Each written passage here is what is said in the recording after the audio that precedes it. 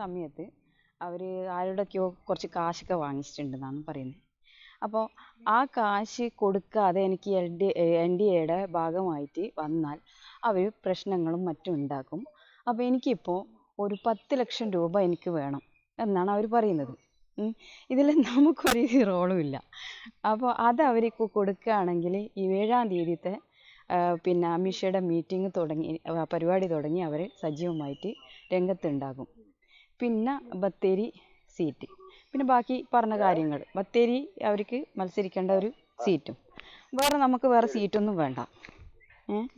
പിന്നെ എന്താന്ന് ഇത് പറഞ്ഞില്ല, പോസ്റ്റ് പറഞ്ഞത് ഇലക്ഷൻ കഴിഞ്ഞിട്ട്, അതൊക്കെ നമ്മൾ പറഞ്ഞ് റെഡിയാക്കി അവരോട്, അതൊക്കെ അങ്ങനെ പറ്റൂലൂ. അപ്പോൾ അതൊരു സാറിന് തോന്നുന്ന ഇതിൽ അതെന്താണ് സാർജി പറഞ്ഞു, നമ്മൾ എവിടെയാണ് വരേണ്ടത്? അതിന് മുന്നേ കൊടുക്കുകയാണെങ്കിൽ അതാണ് നല്ലതെന്നാണ് അവർ പറഞ്ഞത്. 7-ാം തീയതി അവര് 6-ാം തീയതി വന്നോട്ടെ, 6-ാം തീയതി ഞാൻ നേരിട്ട് കൈ കൊടുക്കാം, നിങ്ങളതും വന്നോ. അപ്പൊ പിന്നെ 7-ാം തീയതി വന്നാൽ മതിയല്ലോ. അല്ലെങ്കിൽ പിന്നെ അതിന് ശേഷം ഈ പൈസ ഡീലിങ് ഇലക്ഷൻ ടൈമിൽ അങ്ങോട്ടും ഇങ്ങോട്ടും കൊണ്ടുനടക്കലൊന്നും നടക്കില്ല.